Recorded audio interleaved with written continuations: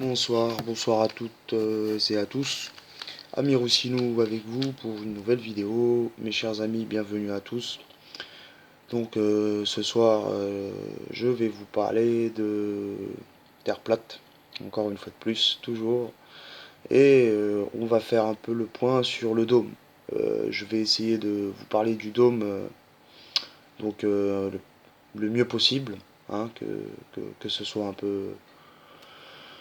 un peu clair pour vous. Et puis on va essayer aussi de parler des océans, hein. Donc voilà, des océans, c'est-à-dire je vais vous montrer tout à l'heure le mensonge à propos des deux mers qui sont séparées dans les océans là. Bon, je vous montrerai l'image tout à l'heure. Enfin bref, quoi qu'il en soit, je vous parlerai des océans donc et du dôme. Voilà.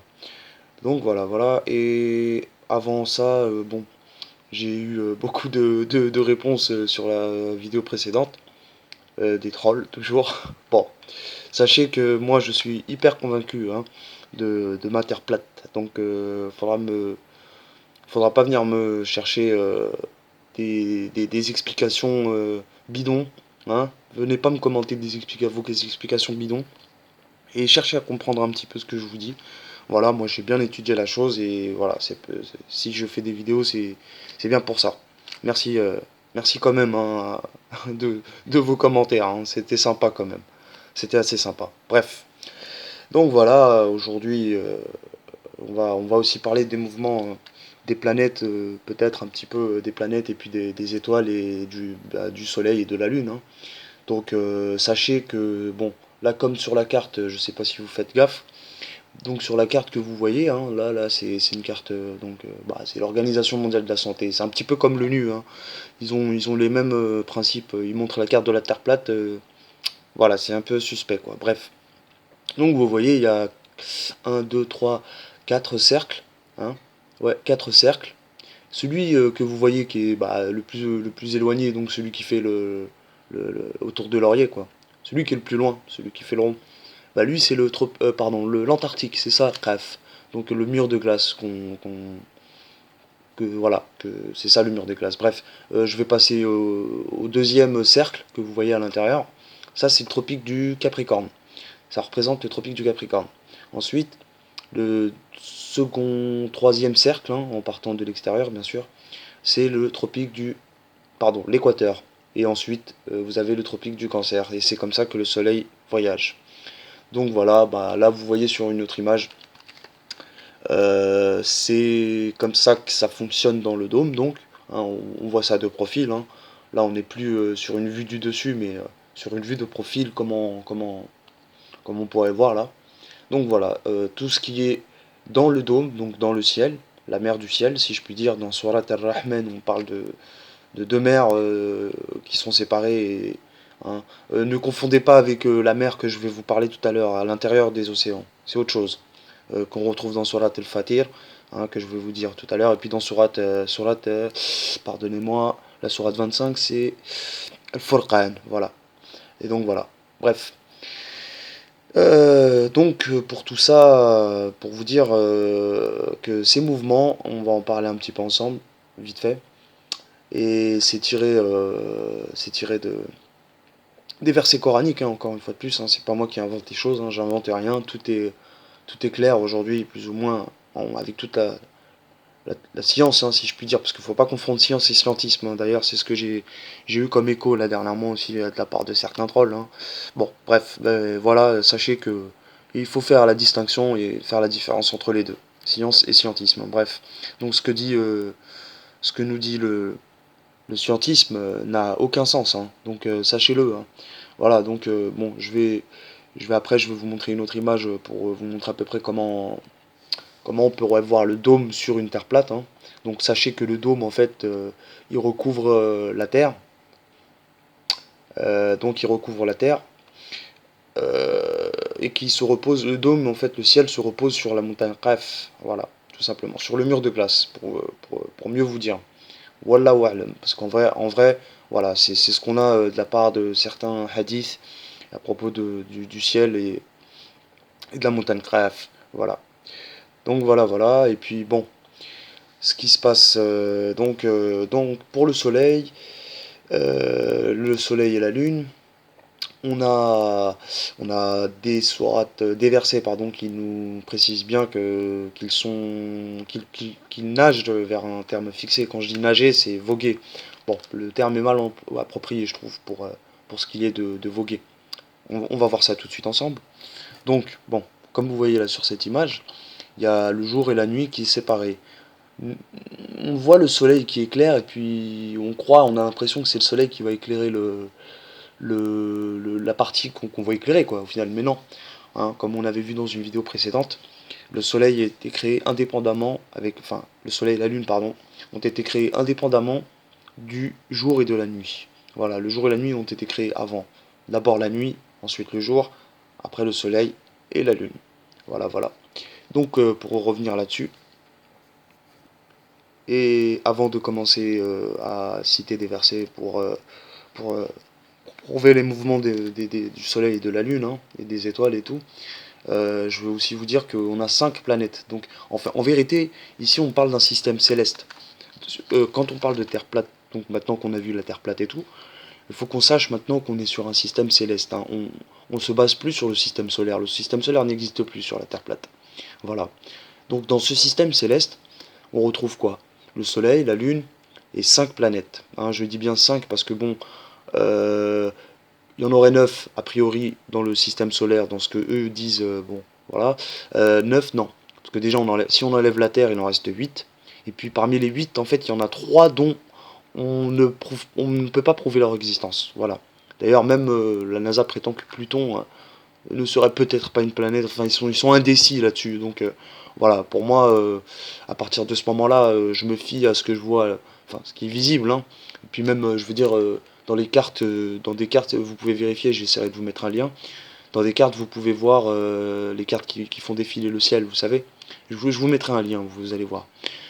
Donc, vous verrez que les mouvements astro sont en vérité les mouvements des planètes. Il y en a 5 en fait. Voilà, on va vous présenter les 5 planètes. Donc c'est Mercure, Vénus, Mars. Ouais, c'est ça. Mercure, Vénus, Mars, Saturne et Jupiter. Voilà, 5 planètes. Et non pas 7. Donc on enlève Uranus et Neptune et Pluton. Hein. On enlève 3, pardon. Donc non, il n'y en a pas 8, 5. Voilà, 5 plutôt. Donc, bon. Et donc dans le Coran, hein, on parle de Kaukab et Kawakib. Kawakib, je crois qu'on parle de Kawakib, c'est dans la sourate Saffat, c'est les rangées. Et dans Saffat, c'est dans le verset 5 qu'on retrouve ce Kawakib, pardon, non, pardon, le verset 6. C'est là, Dieu nous dit, hein, je voulais vous le dire en français, on va aller plus vite. Nous avons décoré le ciel le plus proche d'un décor, les étoiles, afin de protéger contre tout diable rebelle. Voilà, je pense que vous avez déjà peut-être pu entendre ce verset-là, pour les musulmans bien sûr, verset 6-7, qui nous parle des étoiles, que le ciel a été décoré, le ciel le plus proche de nous. Hein, donc en vérité, tous ces astres-là que je vous dis qui tournent autour de la Terre, hein, c'est au ciel le plus proche. Hein. C'est Dieu qui nous le dit. Donc c'est les étoiles El-Kawakib. Mais en vérité, Kawkab, c'est au masculin. C'est-à-dire on parle de un astre. Mais Kawakib, c'est plusieurs étoiles. Voilà. Voilà où je veux en venir. Et donc c'est pour que vous fassiez bien la distinction entre les deux, quoi. Et même en vérité, quand on voit que c'est mal traduit en français, parce que au final, les étoiles, on dit un najm. Enfin, ouais, c'est un najm. Hein, on a même une sourate dédiée aux étoiles.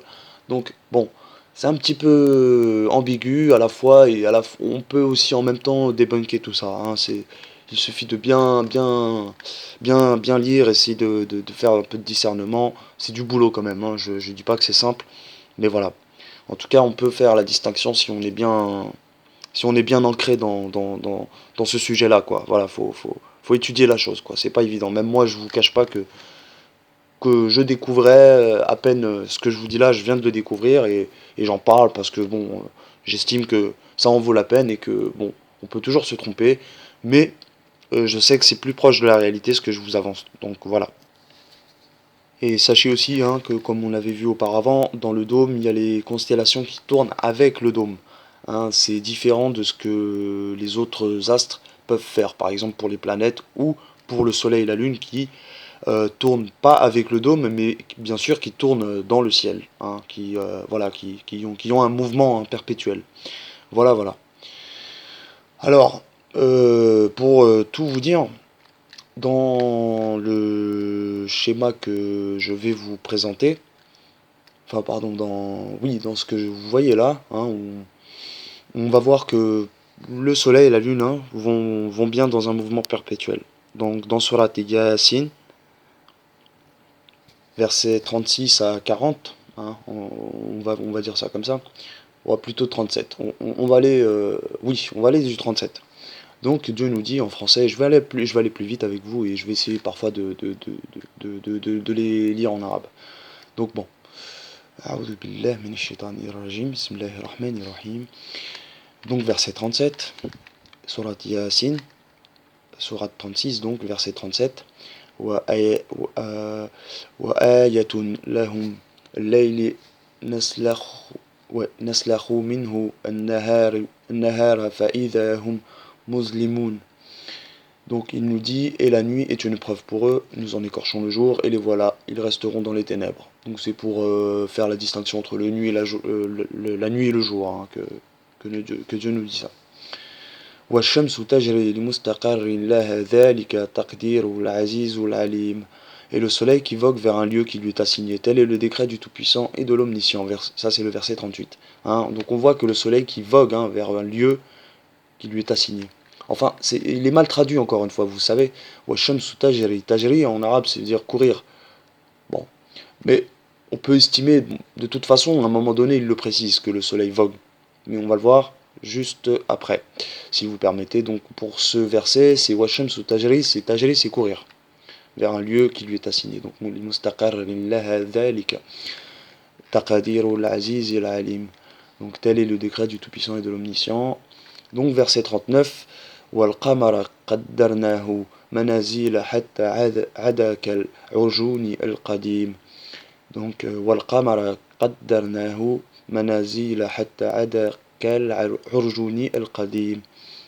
À la lune, nous lui avons fixé des phases jusqu'à ce qu'elle devienne comme la tige de date devenue sèche, comme la palme vieillie. Hein, là on parle de phases, les phases de lune.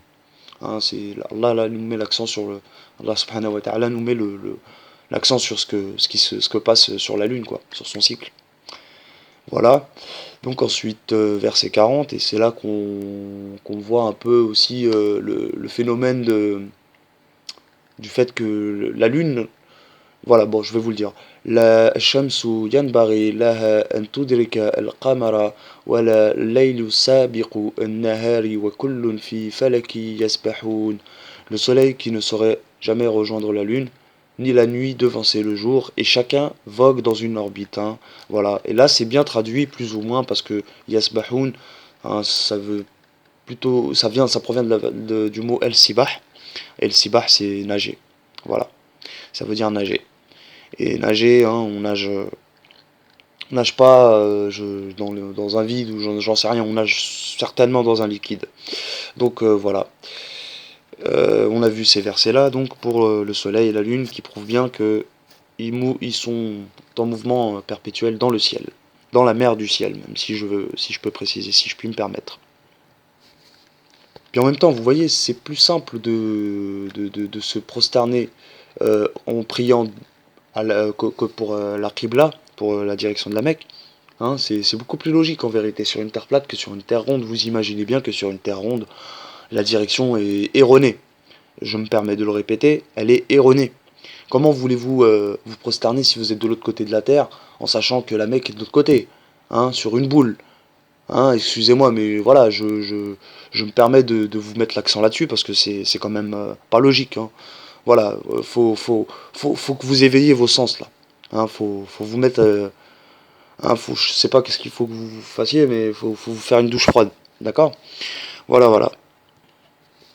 Et donc pour ce qui est des étoiles, puisque je continue le sujet par rapport au mouvement des planètes et des étoiles et du soleil et de la lune, hein, Dieu nous précise encore dans la sourate Saffat, c'est donc les rangées, sourate 37, verset 6, nous avons décoré le ciel le plus proche d'un décor, les étoiles, hein. Nous avons décoré le ciel le plus proche d'un décor des étoiles.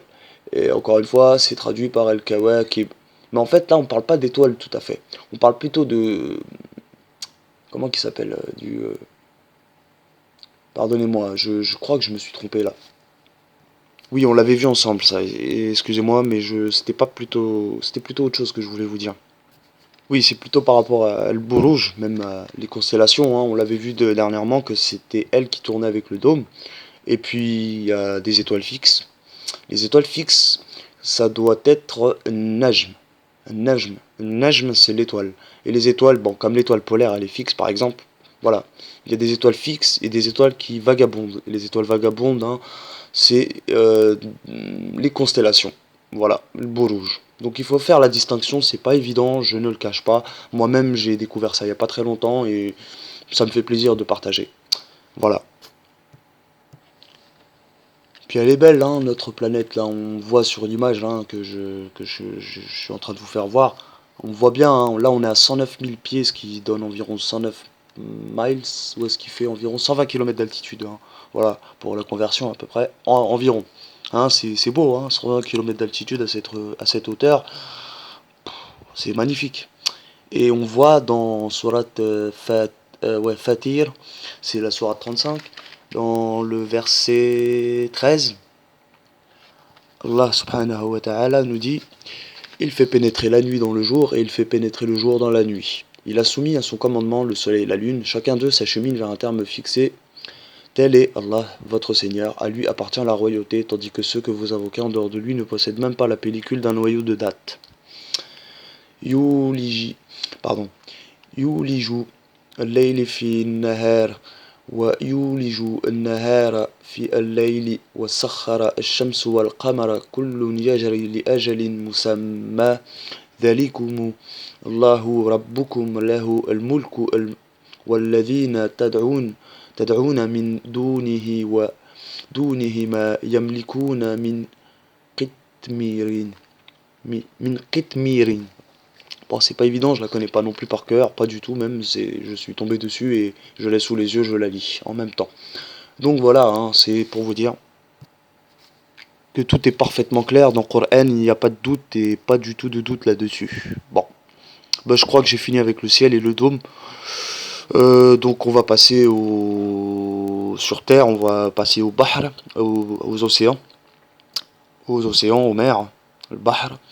Voilà, donc j'ai la sourate Fatir, Al-Fatir sous mes yeux, donc on va prendre le verset qui était juste avant, c'est la sourate Al-Fatir, donc le créateur, sourate 35, verset 12. وما يستوي البحران pardon وما يستوي البحر oh là là là là, décidément أعوذ بالله من الشيطان الرجيم بسم الله الرحمن الرحيم وما يستوي البحران هذا عذب فرات سائغ شرابه وهذا ملح أجاج ومن كل تأكلون لحما طريا وتستخرجون حلية تلبسونها وترى الفلك فيه مواخر لتبتغوا من فضله ولعلكم تشكرون. C'est pas évident, je vous cache pas. C'est des versets que j'ai pris là que je connais pas par cœur du tout. Donc dans ce verset, Dieu nous dit: les deux mers ne sont pas semblables.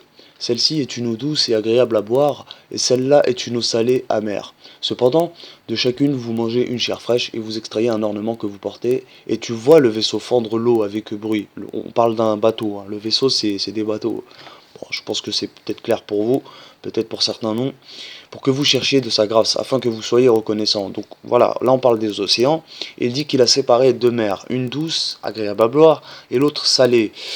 Bon, vous savez sans doute que l'eau salée qu'on trouve, hein, c'est celle qui est à la surface. de la mer, des océans, pardon. Mais de quelle eau il parle? Celle qui est douce. Hmm. J'aimerais que vous fassiez un peu de recherche de votre part. En tout cas, moi, je vais vous mettre un lien. Pareil que tout à l'heure, je vais vous laisser plusieurs liens pour que vous voyez ça de plus près. Et vous verrez que au final, ils ont trouvé, bon, c'est ce qu'ils disent, mais à 640 km, ils ont abusé dans l'article. En fait, je vais vous mettre un article hein, récemment que je viens de voir, encore une fois de plus, une vérité sur un mensonge. Donc dans cet article, il disait qu'ils ont trouvé encore un océan sous les mers. Ouais, sous les mers.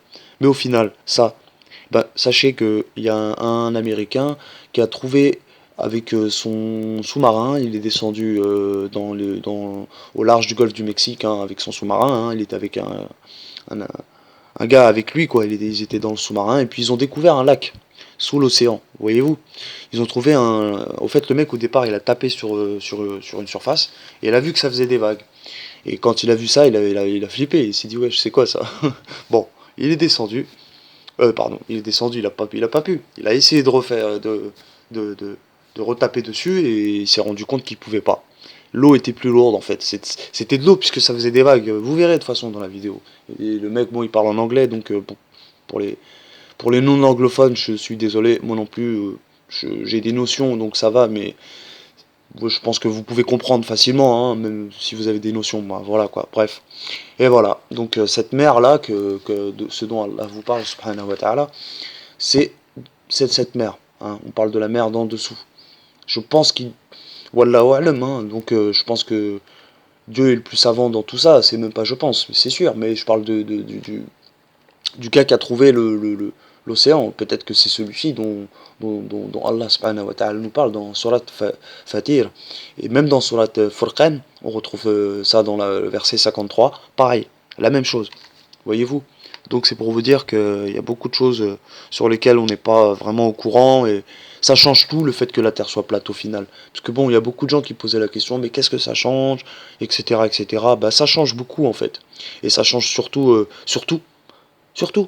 le fonctionnement du système solaire, pardon, céleste, tout, ça change tout, toute la donne, tout nos croyances, la façon de voir les choses, hein, de ne pas croire en l'espace et à l'infini et je ne sais quoi, ou hein, plutôt croire aux sept cieux superposés les uns sur les autres, hein. Voilà, faut avoir un peu de bon sens, hein. Et ce que vous avez vu juste avant, c'était un gros fake, hein, vous l'avez vu, hein, c'était un espèce de gros fake là. Voilà, donc essayez de réfléchir par vous-même. Là, ce que vous êtes en train de voir, c'est n'importe quoi. Hein. Donc voilà. Hein, je vous mets cette image spéciale, hein, dédicace à un gros fake. C'est un gros fake, c'est n'importe quoi. Ça, c'est un montage vidéo. C'est franchement celui qui a un peu de bon sens. Voyons, hein, vous allez quand même pas croire à ça. C'est pas possible. Moi personnellement, j'y crois pas. C'est impossible. Commandant Cousteau, oh là là, les mecs, ou les gens en général, peu importe, celui qui veut ramener sa fraise pour contredire ce que moi je suis en train de vous expliquer, faites vos recherches, vous comprendrez dans quel monde on vit, que tout ce qu'on est en train de vous balancer officiellement, c'est pur mensonge, hein, c'est n'importe quoi. Hein, revenez à vos sources, la source la plus naturelle qu'elle soit. Observez autour de vous et faites des recherches surtout parce que je pense qu'il n'y a que comme ça que vous allez comprendre de quoi je vous parle. Et puis, Inch'Allah, qu'on soit tous guidés parce qu'en vérité, hein, personne n'a la science infuse. Moi, je dis qu'à partir de ce moment-là, on a tous le droit d'apprendre les uns sur les autres, à condition, bien sûr, de ne pas, j'ai envie de dire, quand on n'est pas d'accord, on peut exprimer bien sûr ces désaccords, tant que ça se fait dans le respect, comme je le dis. Donc voilà. Après, si c'est pour affirmer, enfin j'ai envie de dire, bah après bon, chacun fait ses travaux, j'ai envie de dire, moi voilà, moi je laisse tranquille les gens, je dis une fois les choses, après je laisse tranquille les gens. Mais quand on n'est pas d'accord, il faut pas chercher trop de conflits. Mais Ce que je veux dire par là, c'est que nous, on cherche à rétablir une certaine vérité. Quand je dis nous, c'est les gens chercheurs de vérité, entre guillemets, parce qu'il y en a beaucoup qui sont là à dire, ouais, on veut la Terre plate, c'est fait pour discrédibiliser pardon, le fait que les chercheurs de vérité, les faire abandonner dans leurs travaux, etc., etc., n'importe quoi. C'est n'importe quoi tout ça. Justement, si vous êtes vraiment, vous vous dites chercheur de vérité, bah déjà la vérité, il n'y en a qu'une. Elle est dans le Coran. Cherchez bien, lisez-le. Quand vous allez le lire, vous verrez le monde sous un autre angle. Franchement, c'est une vérité. Hein. J'ai de quoi vous dire que là, quand vous allez lire prochainement le Coran, si vous avez l'occasion, Inch'Allah, je l'espère pour tout le monde, vous comprendrez que vous le lirez dans un autre angle et vous verrez dans quel monde on vit. On vit vraiment dans un monde inversé, où l'apparence et la réalité sont opposées. Enfin bref, je m'éterniserai pas là-dessus. Sur ce, moi, je suis ravi d'avoir fait cette vidéo-là et de vous l'avoir présentée. Donc, merci de m'avoir écouté, puis je vous dis à très bientôt, Inch'Allah. Donc, sur ce, je vous dis salam alaikum wa rahmatullahi wa barakatuhu, mes chers frères et sœurs, et mes nouveaux amis. À très bientôt. À plus.